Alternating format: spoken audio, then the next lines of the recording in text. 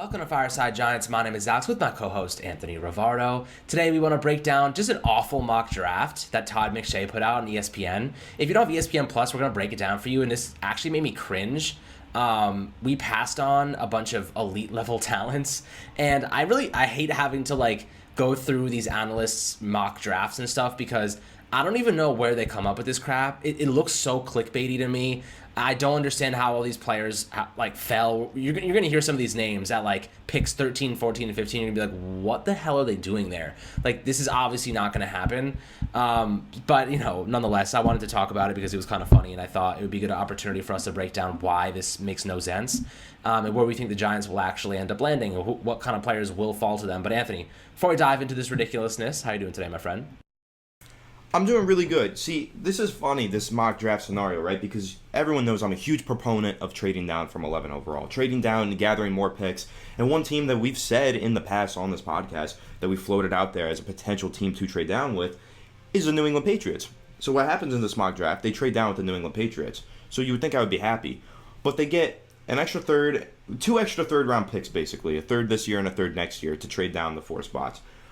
But who they leave on the board, there's no way in reality that I would support this. I love a trade down, but not when there's multiple fringe generational talents on the board. It's kind of a ridiculous mock draft. I don't know why he has all these players falling as far as he does. And even in the back end of the first round, there's some really talented players that fall into the second round, and I just don't foresee that happening in reality. But I guess this mock draft might not have been based in reality. This might have been a figment of Todd McShay's imagination. It's a very interesting mock draft.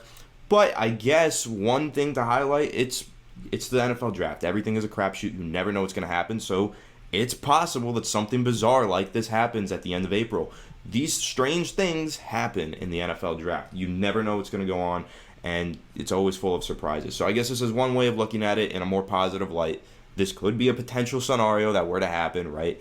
I don't think it's very realistic. I think I'm definitely going to poop on this mock draft a little bit. But, it's interesting. I'm excited to discuss it. And I think, we even got to discuss the second round pick because that one's almost more egregious to me than the first one. Well, I don't know. We'll get into it. Yeah, exactly. It's confusing, Anthony, beyond belief.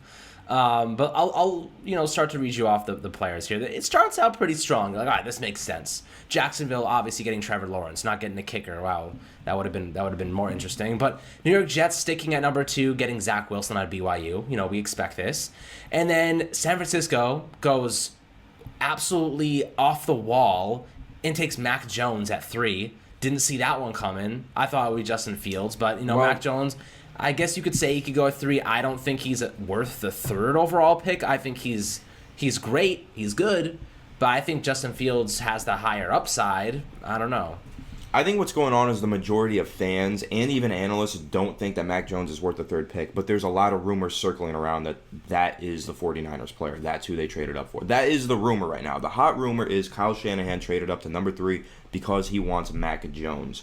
I think that's interesting. I don't know if I believe it necessarily, but it's definitely the hot rumor right now. They think that they traded up because the 49ers did not attend Trey Lance's pro day. They didn't attend Zach Wilson's pro day, I don't think. Or maybe they did, I don't know. There was 2 quarterbacks, it might have been Justin Fields, 2 quarterbacks that did not attend the pro days, but they attended Mac Jones' pro day right after they made that trade. So now everybody's saying, oh, okay, that's why they traded up, because they are in love with Mac Jones. And now that's the rumor. So that's the explanation for him going to number 3. Personally, I feel as if that would be a colossal mistake for the 49ers if they made that pick. Yeah, anyone can succeed in that Kyle Shanahan offense, but you're going for a higher floor rather than a higher ceiling. And man, Justin Fields has a very high ceiling. I think he could dominate with the 49ers. But, we're a Giants podcast, so let's analyze that. But that's my take on the 49ers pick there. As for Mac Jones, I feel like San Francisco probably could have just stayed put and still probably got him. This is like the whole Daniel Jones debate. The Giants probably could have traded back and still got Daniel Jones, but they took him at 6 anyway. And San Francisco, when you move up to 3, you're pretty much guaranteeing yourself a quarterback. Even Kyle Shanahan said it. Everyone knows what we're doing now. It's no surprise. And management even said they want to stick with Jimmy Garoppolo and bring in a rookie quarterback. It makes no sense to me, but we'll see what happens there. But moving on to to number 4. Atlanta goes really high with tight end Kyle Pitts. Really interesting selection there. Obviously, we love Kyle Pitts. At least I do. I think he's going to be phenomenal. He's a top 5 player as a tight end. He's a top 5 player as an X receiver on the outside. It doesn't matter how you look at it. I think that he is a phenomenal pick for them.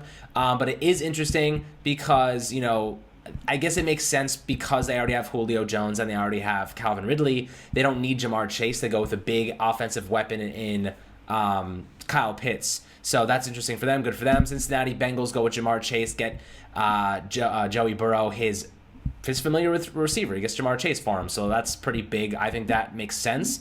They got T. Higgins last year, which he looked pretty good. A couple games injured, though.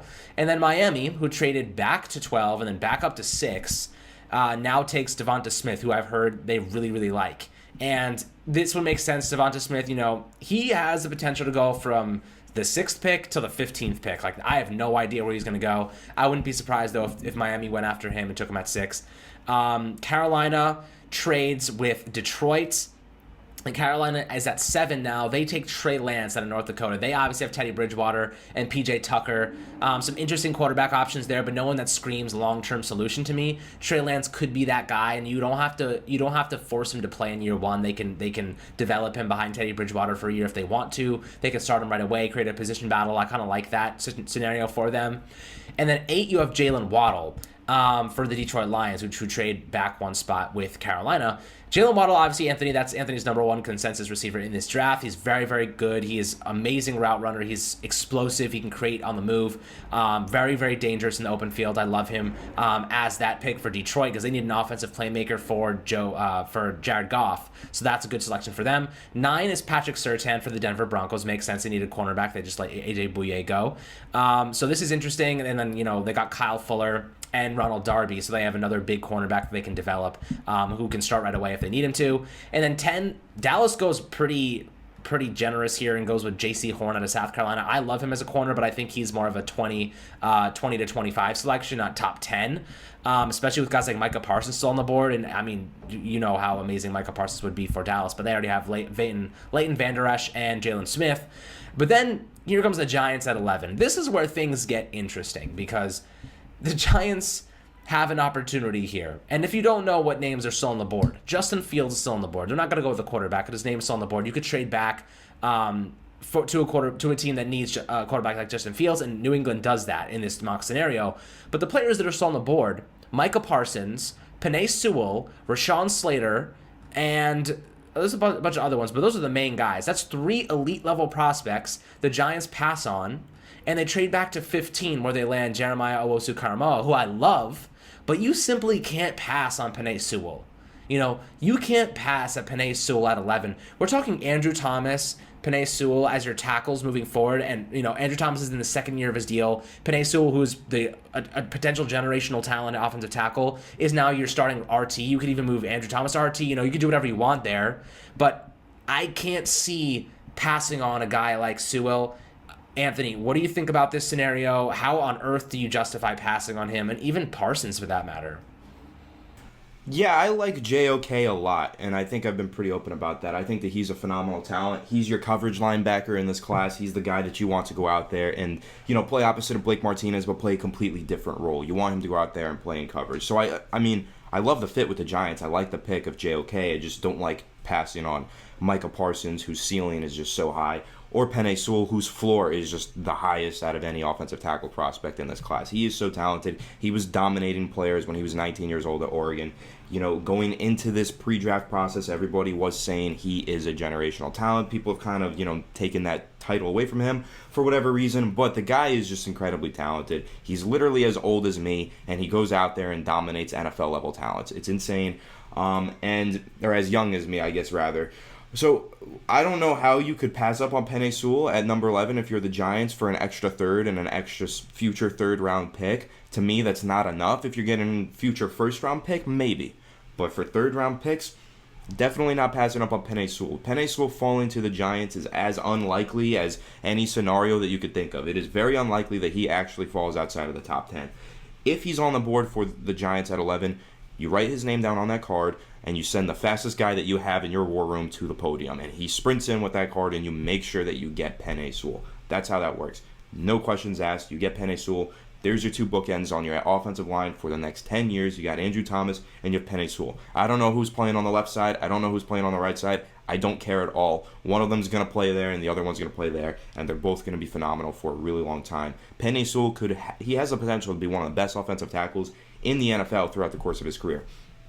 I've heard people say he should move to the interior, like they say with Rashawn Slater, and like they say with every offensive tackle prospect every single year who's at literally the top and every has like tackle slightly prospect. short arms. It happens every year.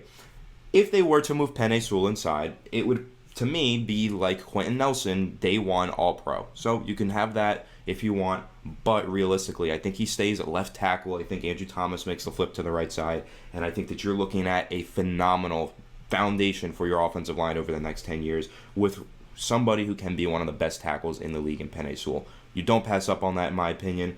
Todd McShay has us passing up on it. That's where he loses me in this mock draft. Yeah, I mean, look, people will say that offensive linemen are not sexy picks. Penei Sewell is a sexy pick. That is exactly what the Giants need to do. You know, it's not Micah Parsons, it's not Jeremiah Owusu-Koramoah. It's not, I don't know, it could be a wide receiver, it could be Waddle, it could be Devonta Smith, it could be Kyle Pitts, anybody, it doesn't matter. Penei Sewell is the sexiest out of all of them because it means one thing. The Giants don't have to worry about the offensive tackle position for the next 4 years minimum. You know what I mean? I believe in Andrew Thomas, and I 100% believe in Penei Sewell being a phenomenal offensive tackle at the NFL level with good coaching too. But for the most part, those are two positions, RT and left T, are two positions that are so hard to fill in today's NFL. It is so hard to find above average talent at both of those positions, especially from day one out of the draft. I can't even tell you how many prospects on the offensive line bust every year. Last year, Anthony, Isaiah Wilson and Austin Jackson. Two guys that were drafted in the first round who both absolutely sucked. Isaiah Wilson's pretty much out of the league at this point. I mean, those were two. So there it is. I hate to be this guy, but I saw that coming. I never liked either of those prospects. I think they were severely overdrafted. So, I don't know. This is not a case, though, if the Giants were to take Penei Sewell at 11. You're not overdrafting a tackle prospect. You're getting the best one in the class, and if he's on the board, the Giants have such a need on offensive line. They just have to do it. Exactly. And think about Orlando Brown right now. Think about the haul that Baltimore could have gotten if they traded him. Just maybe even multiple first-round picks for a player like that. The value was sky high. And then you already have your built-in depth swing tackle if an injury occurs in Matt Parrott. I love that.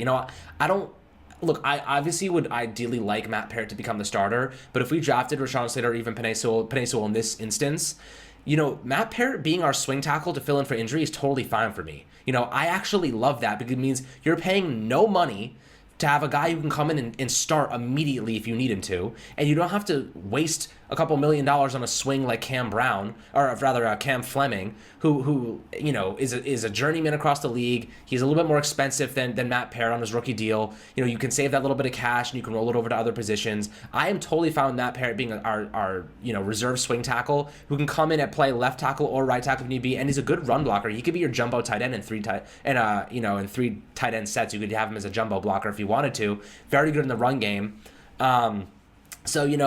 This is just the first portion of this draft where I'm like, what the hell is going on here? Todd McShay, very confusing. I don't know what drug he was on when he was putting this one together, but it must have been a good one. Going past to 15, obviously Giants get JOK in this scenario, which I love JOK, just hate who we're passing on in Penei Sewell. Moving on, Miami lands Elijah Vera Tucker. Las Vegas lands Trevon Moehrig. Arizona, Caleb Farley. Washington, Christian Darrisaw. Chicago, Kadarius Toney at 20, which is wildly early, in my opinion. Indianapolis Colts go Kwity Paye. I like that for them. Tennessee Titans go Greg Newsome, good cornerback out of Northwestern. I like that for them. The New York Jets go Travis Etienne. I do enjoy that pick. I think they need a good running back, and I think he'll pair well with Zach Wilson. Najee Harris right after him to the Steelers. Tevin Jenkins to the Jags. Gregory Rousseau at 26 to the Cleveland Browns. Terrace Marshall at 27 to Baltimore. 28, Elijah Moore, who's basically a knockoff of Jalen Waddle out of Ole Miss. Green Bay, Jamin Davis out of Kentucky. He's been climbing draft boards. Buffalo Bills at 30. Kansas City gets Azeez Ojulari. That's a fantastic pick for them. Tampa Bay goes Zavin Collins. And I'm actually missing... Okay, Minnesota got Rashawn Slater at 14. But this pick really confuses me. I don't know if you remember, Anthony, us taking a look at Louisville wide receiver Tutu Atwell, but he looked terrible to me. And he has Jacksonville taking Tutu Atwell at 33 over a bunch of over Rashad Bateman. Tutu Atwell over Rashad Bateman. Whatever drug Todd McShay was on when he put this together should be banned across the world. This is like bath salts level, like zombie bath salts level drug usage. Oh my goodness. I mean, I don't hate Tutu Atwell. I think that, that's very early for Tutu Atwell. I don't think that he's over top Rashad of Bateman. The second round. Well, you know how I feel about Rashad Bateman. I love Rashad Bateman. Rashad Bateman is low-key. I think if he played at Alabama, he's a number one receiver in this class, right? He played for Minnesota, so he's going to get overlooked. I don't think he should get this overlooked. I think absolutely he's a first-round talent. There's a number of wide receivers that went ahead of him in this mock draft. Absolutely crazy. Can't see that really happening in real life. A team is going to look at Rashad Bateman, see the routes that he runs, and they're going to take him in the first round, undoubtedly. If he falls out of the second round, I will be shocked. Or if he falls out of the first round into the second round, I'll be shocked. Tutu Atwell, definitely surprising. I do think that he's an electric receiver. I think he's, explosive. He's got a lot of speed. I think that he is a solid player. But I think that's really early for him. That one doesn't make a whole lot of sense. I think there's a lot more talent on the board. But at the end of the day, it's Jacksonville. Jacksonville is very strange anyway. I could see them making some weird pick like that. And, probably a lot of people getting on them for that because, like we said at the beginning, anything can happen in these NFL drafts and these mock draft scenarios get a little wild because of that. This is definitely a wild one. Tutu Atwell, 33. Definitely surprising to me. Yeah, I mean, Tutu Atwell, that's crazy. I can't even believe I had to read that. Moving on. New York Jets get Liam Eichenberg out of Notre Dame. I like that pick for them. They need some offensive line support. Javonte Williams to Atlanta out of North Carolina, running back. Ronnie Perkins, defensive end at Oklahoma to Miami. And then Philadelphia lands Rashawn Bateman at 37. I would cry if this happened in real life. I would absolutely cry. It would hurt me to see Rashad Bateman play for Philadelphia. Fantasy. This is Todd McShay's fantasy land of unicorns and fairies. Rashad Bateman falls to 37, and Tutu Atwell goes at 33. Okay, enough said. Jalen Mayfield out of Michigan to Cincinnati. Asante Samuel Jr., cornerback to Carolina. I like that for Carolina. Joe Tryon, defensive end to Denver. Nick Bolton, who's vastly underrated inside linebacker from Missouri, goes to Detroit. And the Giants at 42 go with Carlos Basham Jr., which I'm not against. Anthony and I were talking about this prior to the podcast. I'm not against this. I think the Giants desperately need a good pass rusher. He, Wake Forest guy. I think Hassan Reddick. No, he went to Vanderbilt. I don't really care the school. You're scouting the player, not the helmet. But the Giants do pass on Samuel Cosby and Christian Barmore. And that poses a little bit of an issue for me because I think the Giants really need to go offensive line. They end up going JOK, and they pass on a guard, and they take Carlos Basham. Which, how do you feel about that? I kind of wish they went offensive line here with Cosby on the board. Even Creed Humphrey's on the board right now. I think I would have went with Creed Humphrey instead of Basham. Our offensive line, our defense is going to be top 10. Our offensive line's not. You know what I mean? You need another player there. I think you have to go offensive line, especially if you don't go with it in round one. I like Carlos Basham a lot. I think that he's a really solid prospect. I watched him last year, in very early preparation for the upcoming draft, knowing that the Giants were likely to have a strong need at edge. I like Carlos Basham a lot. I think that he's a really solid player out of Wake Forest. Now, I do like Samuel Cosby, and I like Quinn Miners a lot more. He does list in there that Quinn Miners could be a fit. Quinn Miners would be an excellent fit for the Giants. I love Quinn Miners. Shout out Quinn Miners. We will be interviewing him soon. Stay tuned for that. Can't wait. He's a guy who dominated the Senior Bowl. That's why he's rising up the boards. Quinn Miners would be the pick there for me at 42 probably. Or it would be another guy who I don't know how in this mock draft he fell out of the first round. Christian Barmore out of Alabama, defensive tackle. I get the defensive tackle has kind of been filled by Danny Shelton. He's not really, though. Christian Barmore is a monster. He is a first-round talent. I've seen him go as early as 14 in some mock drafts. If he's there at 42, I feel like you have to take him, and I feel like the Giants absolutely would because it's Dave Gettleman. He loves defensive tackles. We know his defensive tackle arguably better than Dalvin, too. Yeah, and you know what? That's funny because Dalvin Tomlinson was our round 2 defensive tackle out of Alabama. what better way to replace him than getting a round 1 talent out of Alabama in round 2 at defensive tackle? That would be perfect replacement. He's a really solid player. He has really high pass rushing grades as well from Pro Football Focus, but I do think that he maybe isn't the best fit because I don't know if he's playing the 0 tech in the league. I've seen a lot of people say he's going to play the 3 tech. So potentially that would be the reasoning behind passing on him there. Maybe he's actually not a fit for the Giants, but I think that if he's on the board, I think the Giants would be pretty tempted and might want to take him because that's a guy who shouldn't fall out of round 1. But when you talk about those offensive linemen that you just mentioned, Creed Humphreys, Samuel Cosby, and Quinn Miners, those are definitely players that I would take ahead of Carlos Basham here. And I like Carlos Basham a lot. But I've also seen Carlos Basham fall to round 3 in some mock drafts. So I think this is a wild pick, very surprising, very strange, like many of the picks in this draft.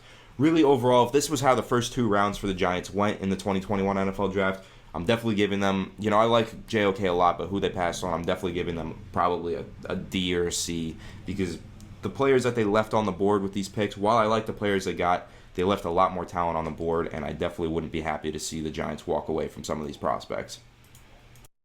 Look, and just to be fair, I'm looking past the Giants, way past them, and I don't even see Jason Oweh or Joseph Asai in the second round. This is crazy. You could probably, in this scenario, actually I see Jason Oweh at 58. I would go Jason Oweh over Carlos Basham in a hot second, hands down, based on the upside there. He just had an insane pro day and showed ridiculous measurables. That's it. I'd even say Jalen Phillips on there. So aside from this is a weird, very strange mock draft scenario in my opinion, but we just wanted to go through it, give our opinion and what the Giants would likely do in a more realistic scenario if they were actually at those selections. But guys, thank you so much for tuning into Fireside Giants. Quick little video for you today. Super busy with the Yankees opening day and stuff. I know they lost to the Blue Jays 3-2, kind of disappointing. But if you're a Mets fan, you still have an opportunity to come back. I think that game was delayed for a day. But I'm super excited for that as well, my friends. But of course, hit the subscribe button below on YouTube. Turn on for notifications for Spotify and Apple. And we'll catch you guys on the next video.